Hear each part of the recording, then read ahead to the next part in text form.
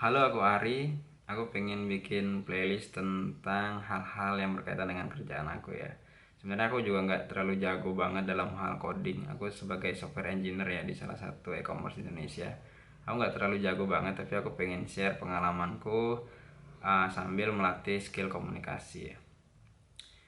Jadi kemarin tuh ada production issue, ada satu API yang dia tuh intermittent, kadang berhasil, keseringan gagalnya gitu ketika dipakai. Sebenarnya API-nya itu bukan API yang dipakai untuk happy flow ya. Jadi tapi dia semacam mekanisme untuk nge-retry, coba ulang gitu. Oh ya, mungkin bahasa yang aku pakai untuk di playlist ini sedikit teknikal. Jadi mohon maaf kalau untuk yang nonton itu kurang memahami gitu ya. Aku nggak bakal jelasin secara detailnya. Mungkin bisa dicari tahu sendiri kalau misalnya memang penasaran. Nah, API-nya itu intermittent, kadang berhasil, kadang gagal. Dia gagal kalau dia ngeproses datanya terlalu banyak gitu. Banyak tuh berapa sih? Itu di atas ribuan gitu, belasan ribu atau mungkin puluhan ribu gitu. Oh ya, API-nya itu fungsinya buat, anggaplah gambaran umumnya dia untuk ngirim notif ke banyak user gitu. Jadi ada satu user, ketika dia pakai API-nya dia bakal ngirim notif ke banyak user gitu. Banyaknya itu ribuan, belasan atau puluhan ribu bahkan. Nah, dulunya API ini aman-aman aja gitu, fine-fine aja.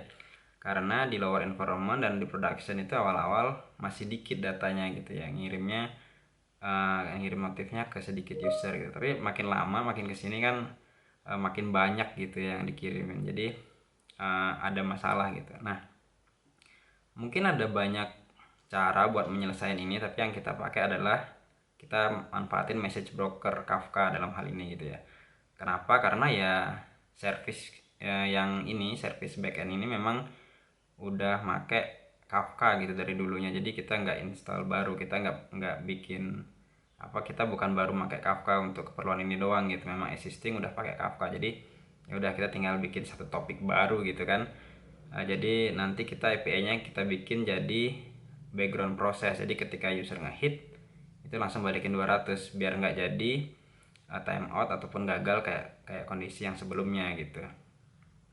Nah, ketika di user ngehit API-nya kan langsung balikin 200. Nah, itu di user interface-nya, di UI-nya bakal nampilin status gitu kalau ini lagi retryingnya lagi jalan di background gitu, sehingga si user itu nggak bisa ngehit lagi API-nya. Kita jagain, kita validasi. Nah, di background proses itu kan ketika user ngehit langsung kita ngirim event ke topik yang baru tadi gitu ya buat nge-retry, dan terus langsung ngirim 200. Nah, event di Kafka-nya itu kita consume oleh service itu sendiri dalam hal ini.